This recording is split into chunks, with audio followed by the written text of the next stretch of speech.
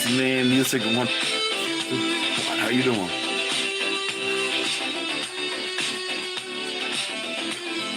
Once I get this start, almost finished. And doing good, man. Hey. Well, hello, everybody. Welcome to the JCS Show. My name is John Carr. If you're new here, please feel free to hit the subscribe button if you want to help this channel to grow. Also, if you hit the notification bell and make sure you click all for future episodes, short videos, and live streaming that will be coming up. If you got any questions, comments, or you'd like to say hi, please feel free to put it on the comment section because my comment section is open for you all. And also hit the like button to fight the algorithm. Okay, ladies and gentlemen, let's see what we learned so far about what's going on now. You remember the NVIDIA and AMD, the little chips? Well, they set to raise the GPU prices. Now, according to the industry sources, AMD is expected to start to raise prices in January, which is already, while NVIDIA may fall in February. But these are not the one-time hikes, but part of a gradual monthly increase that could continue this year. Let's see. The rising demands for AI computing and tightening supply chains are pushing GPU makers towards significant price increase. Both NVIDIA and AMD preparing for adjust pricing across their high-end graphic lineup for coming months. Industry reports suggest AMD may begin raising GPU prices as early as January, and NVIDIA expected to follow up in February, signaling a substantial shift rather than a single sudden hike, as monthly increase could continue throughout this year, which anybody who still try to build up their own PC, they're going to have a hard time getting them because not only that, but there's somebody on the field that Nevada is about to bring back the, hold up a minute, bring the RX T3060. Listen to this. That's from somebody making the video, but listen to this.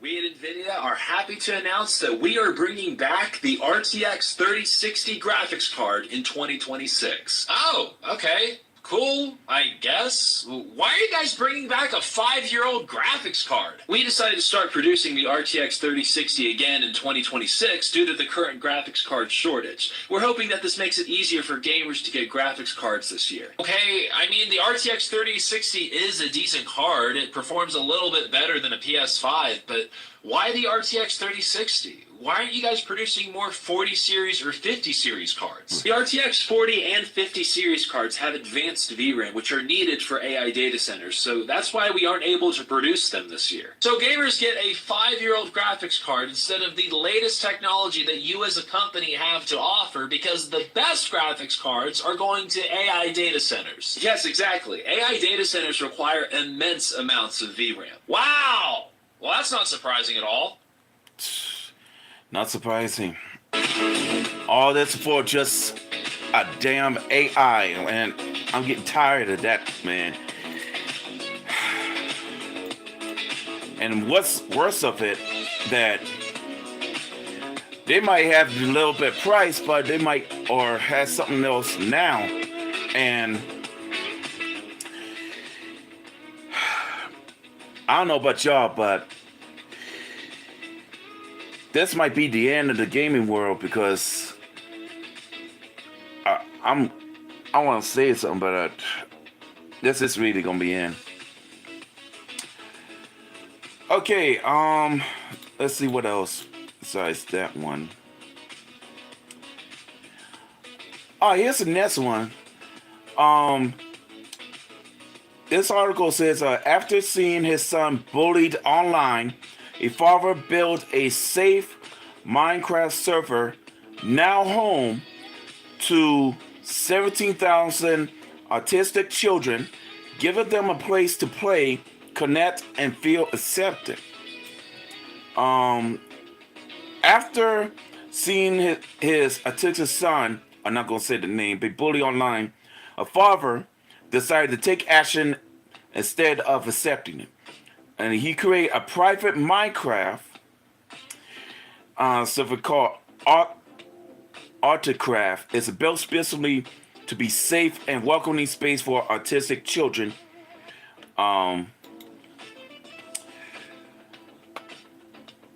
What it began a way to protect their own child from growing into the community. More than 17,000 autistic kids from around the world.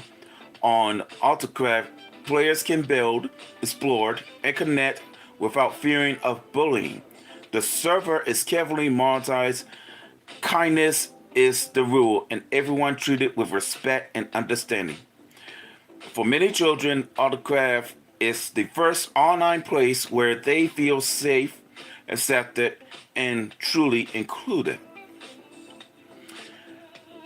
One father's love for his son turned the whole world where thousands of children finally belong. And I'll be honest, I never know if somebody can make a game that is truly safe for everyone to come in, have fun.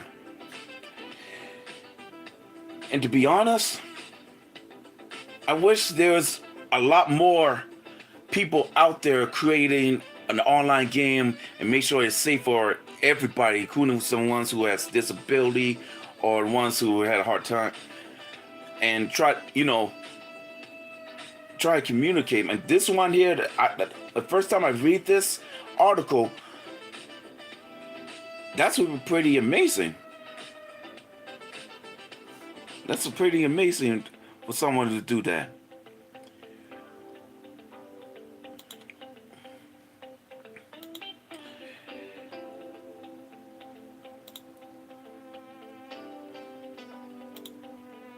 Okay, here's the next article. Research says the more intelligent a man is, the harder it becomes to get a girlfriend. This isn't about the looks or the money or confidence. It's about how intelligent minds process relationship differently. Study shows highly intelligent men to overthink interactions, analyze emotion patterns deeply, questions capability early, and avoid shallow connections.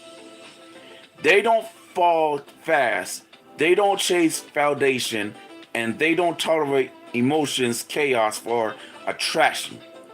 That can feel boring or distant to others. High intelligence often comes with high standards, emotional depth, independence, which independence is mostly for us guys.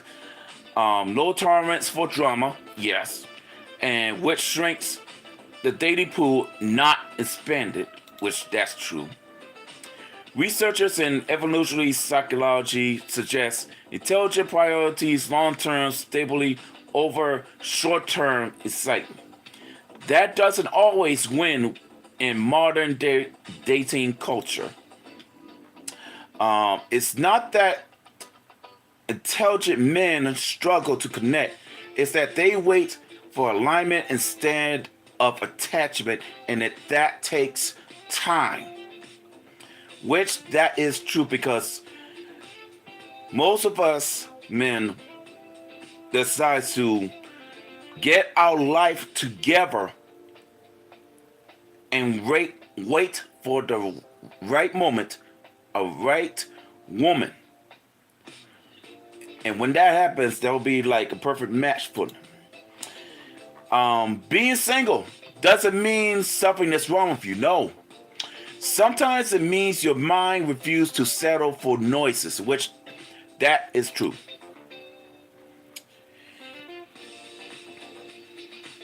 And that is really true for that one. Okay, here's the next section.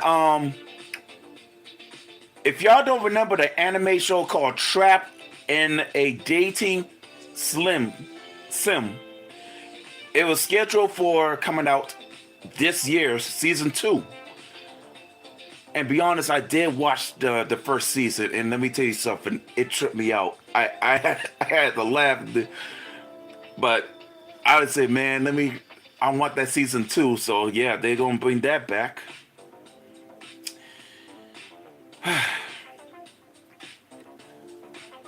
All right, we're gonna have a problem with Microsoft because Microsoft is just going to change how you activate Windows forever, and that's going to be a real big problem. The officials' offline methods to activate Windows 11 and 10 without an internet connection has been quietly killed. Are you serious? This move pushes everyone into Microsoft ecosystem. Activation now requires signing in with or create a Microsoft account linking to your OS identity into the cloud, which I don't believe that.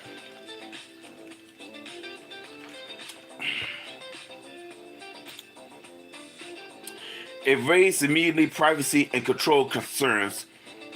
Users who prefer local accounts for greater privacy or offline use are now forced into a system that syncs data by default. With this is kind of bunch of BS, because I want to stay offline. I got nothing online that I need that much. So why they do this? Have a little data privacy. Data privacy, my behind. For business and offline environments, it's a new hurdle. Oh gosh. Organizations with strict air grasp system or limited internet must now navigate a new complex for development, which this isn't just a change, it's a philosophy shift. And it's a change. It's a doggone change for the worse. Microsoft is signing that Windows is no longer a standalone product and annulled its connection service network. The era of truly offline account-free window is ending. With this move, Microsoft completes a long-term transition of treating the operating system as a service, not a product you fully own. So we don't own Windows anymore. We just rent.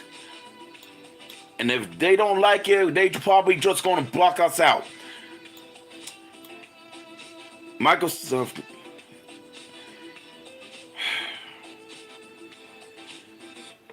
That's it. That's the end. That's the end.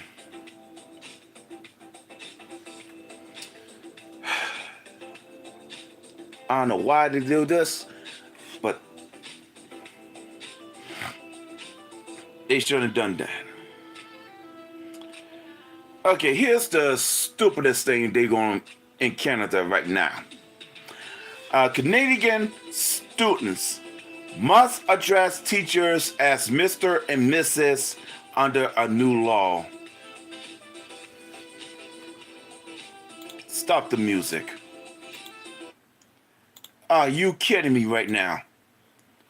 A new law. Under name the person on the last name, Mr. or Mrs. Like for example, you call me Mr. Carr, and you said this is under a new law. You must address the teachers as Mr. or Mrs. I mean, what the heck y'all call them? Right, their first name? I mean, we've been growing up. My parents grew up, and the parents before, and everybody else grew up. When we go to school, we always say Mr., Mrs., or Mrs. when we either raise our hands or say we're going to go bathroom or go whatever. But this here, in 2026,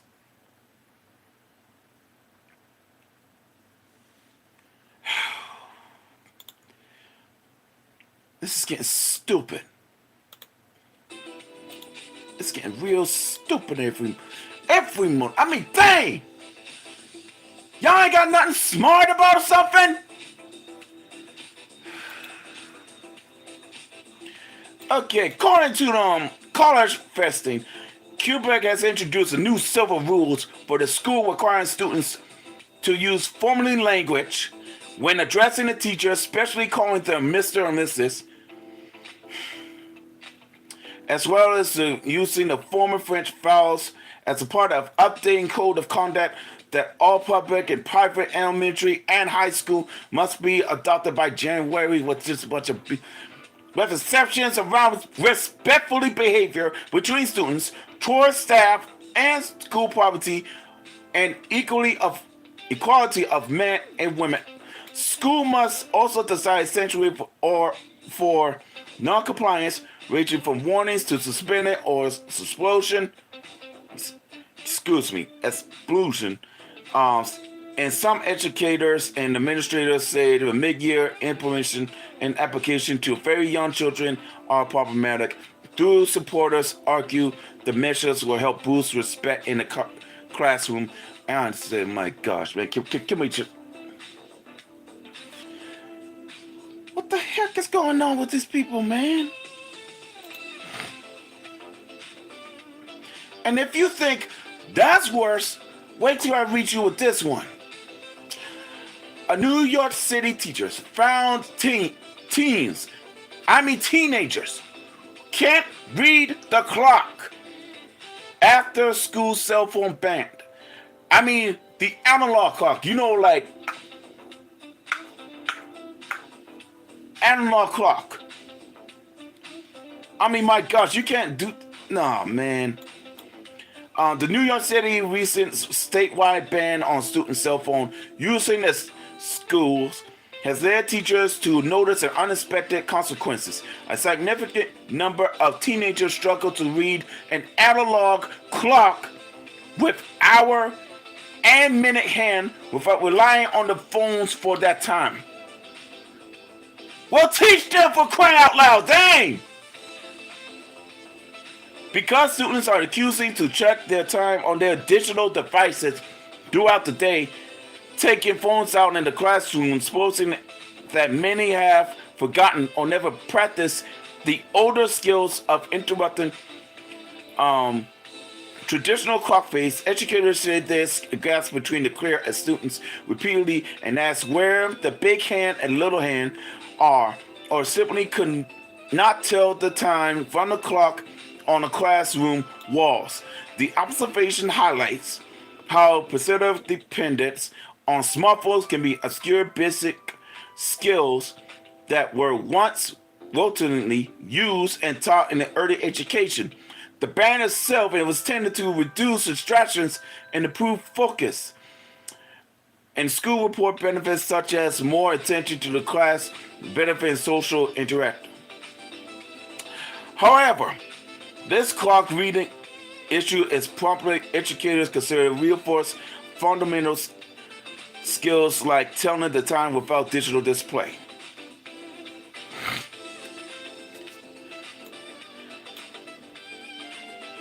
This is what I'm going to say like this.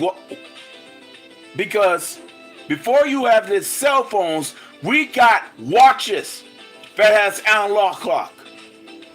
And yes, you got one would look like calculator digital. But the next time y'all are going to decide to give your kid, as a matter of fact, the parents, yeah, I'm going to say that the parents should teach them too, because they've been in the school too.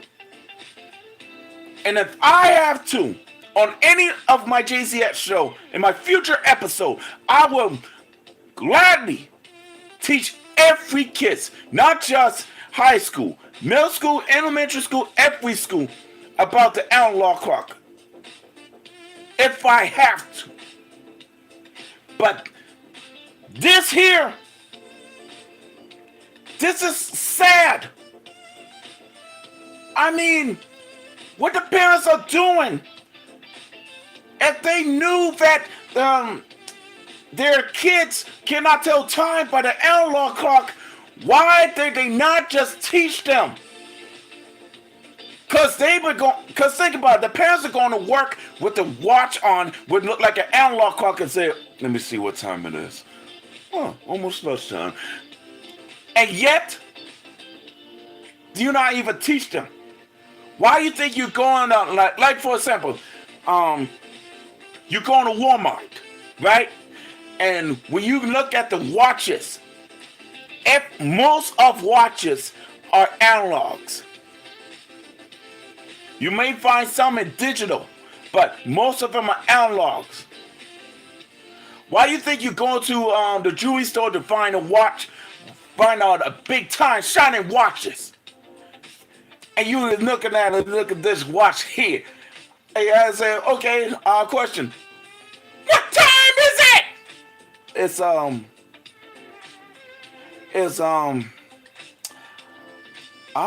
I don't know. I don't know what time. Yeah, sad. Oh my gosh.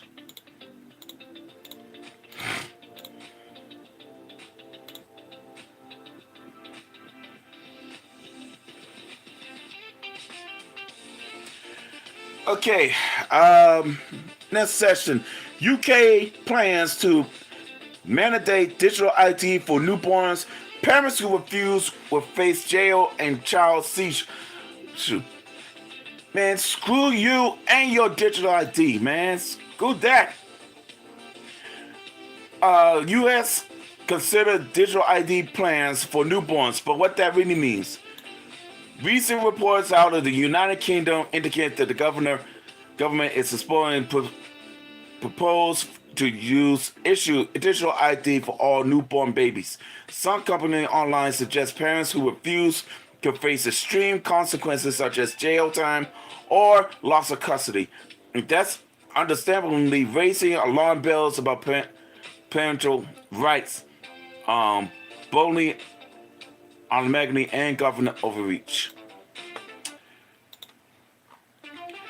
Here's what's important to understand. This is not yet law. There are proposed discussions, not a past enforceable policy.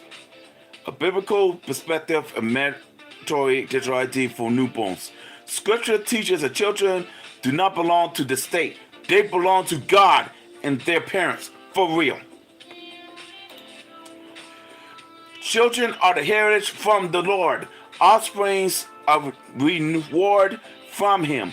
Psalms chapter 127 verse 3. See, this is why y'all shouldn't not do that. From biblical worldview and parental authorities, it's not granted by governments. It is established by God Himself. Parents are commanded to raise, protect, guide, and nourish their children according to God's truth, not state ideology. Fathers, do not provoke your children to anger, but bring them up in the discipline and destruction from the Lord.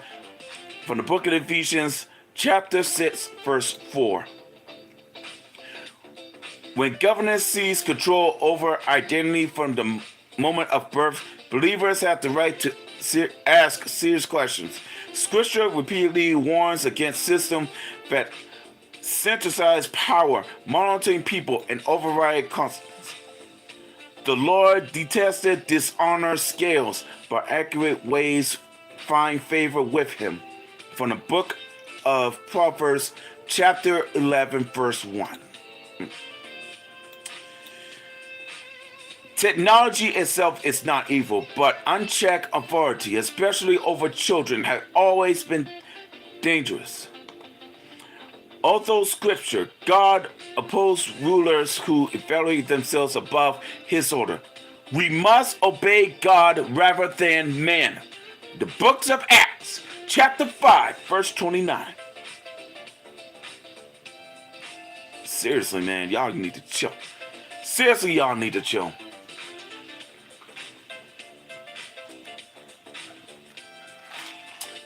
I don't know what is wrong, but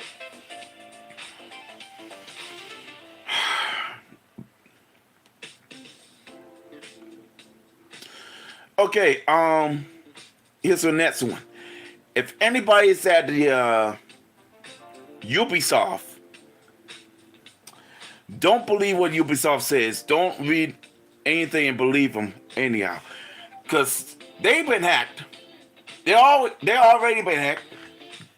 Ubisoft hack reportedly blown way out of proportion, say sources. A recently skewed of claims about the series that have been breaching that Ubisoft have been blown way out of proportion, according to the people familiar with the events that have been unfold over the past couple of days. Various rumors that claims the Ubisoft breach began after the company shuts down Rainbow Six Siege servers following a hacker who gifted players with a combine of, let's see, thousands, millions, billions. Okay, I know how much is it. I know how much is they give the players.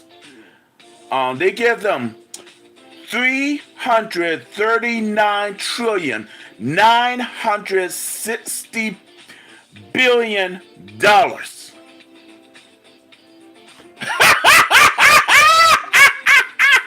Oh no, no! Oh my gosh, they did not.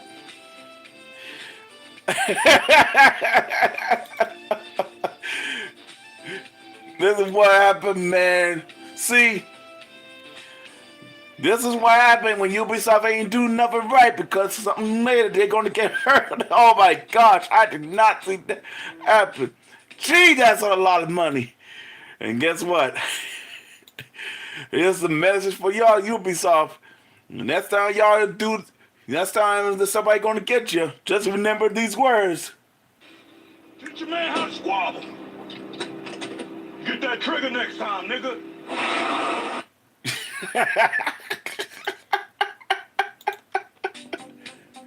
Oh my gosh, y'all. Oh, according to the source familiar with the breach, Ubisoft intended to perform a rollback to undo its multiple breaches at Ubisoft. However, the Rainbow Six Siege breach wasn't the only one that Ubisoft has suffered. According to the other groups of hackers and subsequently circulating online, Ubisoft had massive breach of some 900 gigabyte of data compromise. Good gosh, that's a whole lot. That one was about to hit the terabyte. Allegedly, the data includes some code, internal tools, and development materials of Ubisoft upcoming and previous games. Dang.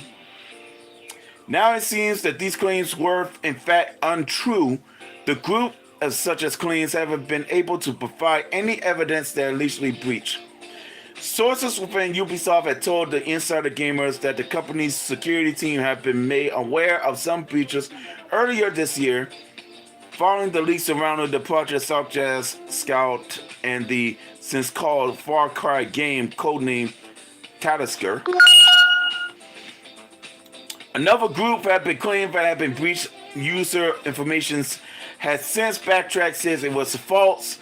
According to the sources familiar with some of the groups who allegedly were such breaches, they say that the hacks were blown away out of proportion, and some individuals want to clout from the hacks they made headlines.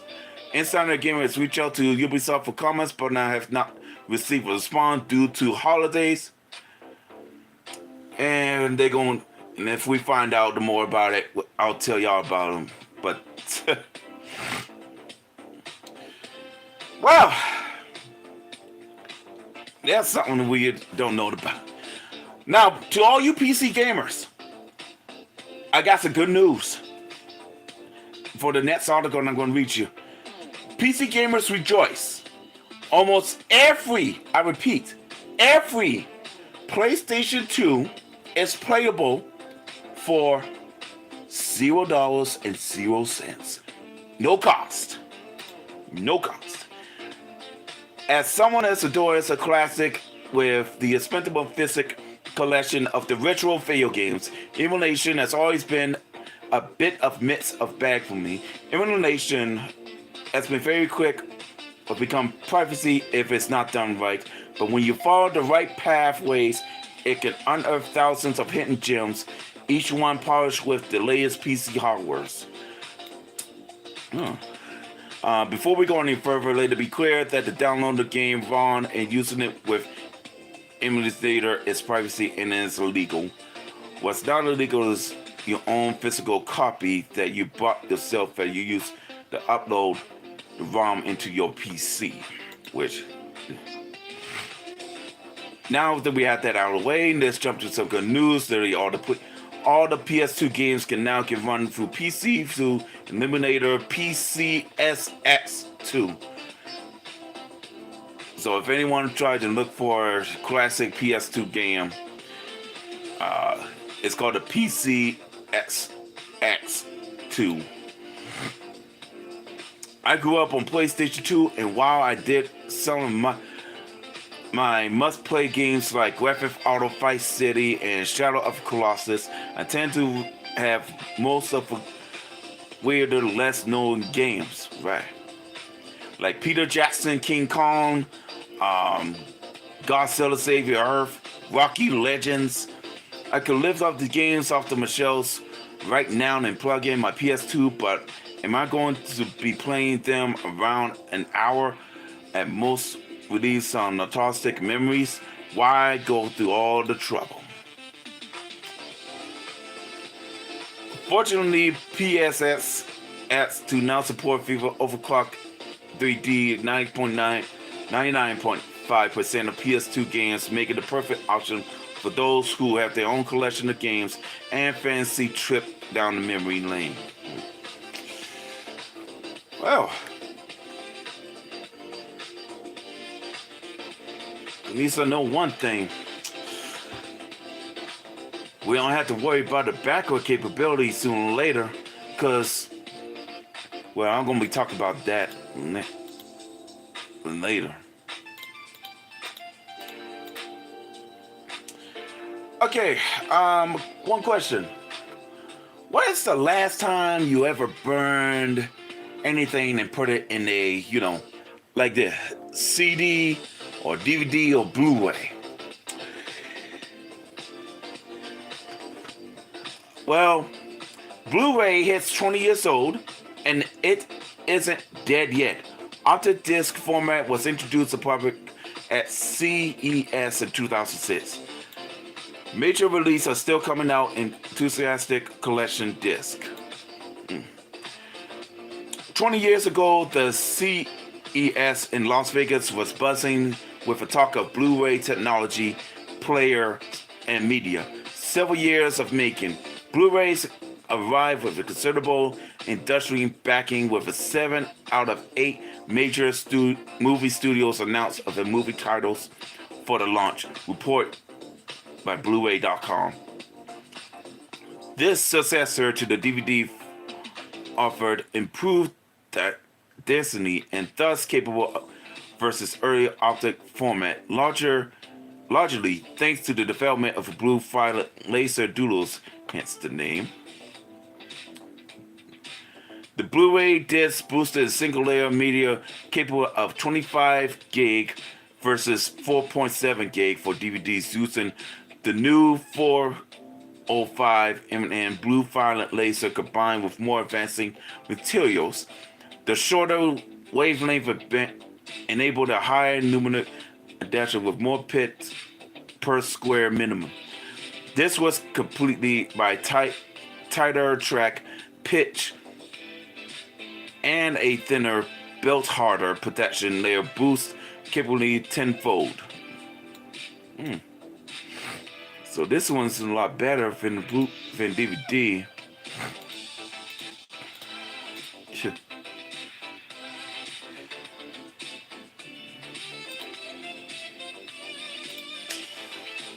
Okay, Retro Brains Donkey Kong Country returns back in high definition.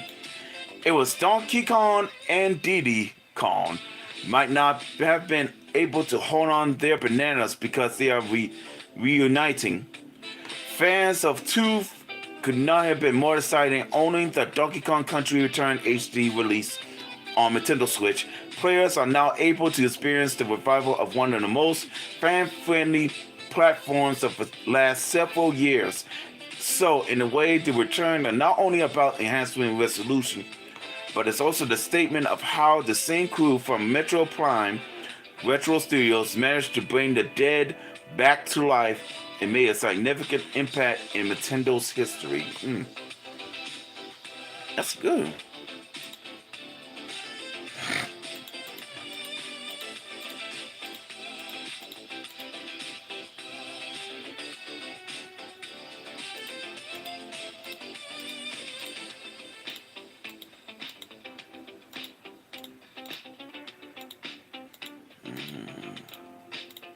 Let's see what else. Okay, here's the last one. The PlayStation Plus subscribers are mad about January free games, and you can't really blame them, which I don't. I told y'all. A lot of PlayStation Plus subscribers aren't happy about January 2026 free games getting the new year off with the wrong foot. As one imagine, fan react to the free PlayStation Plus free games will give it month fairly dramatically. There are some months where the majority of subscribers seem happy with a free game offering, and then there were months where subscribers are alluding about what's to offer. As far as the free PS Plus gamers for January 2026 go, subscribers are being given Need for Speed Unbound, Epic Mickey Rebirth, and Core Keeper. Need for Speed Unbound is a stylish racing from EA, while Epic Mickey Rebirth is a remake of a cult classic Wii 3D platform, and Core Keeper, meanwhile, is an OPCOP survival sandbox game with a retro art style that have been compared to the game like Minecraft. Core Keeper earns the most positive reviews, but Epic Mickey Rebirth and Need for Speed reception was more mixed.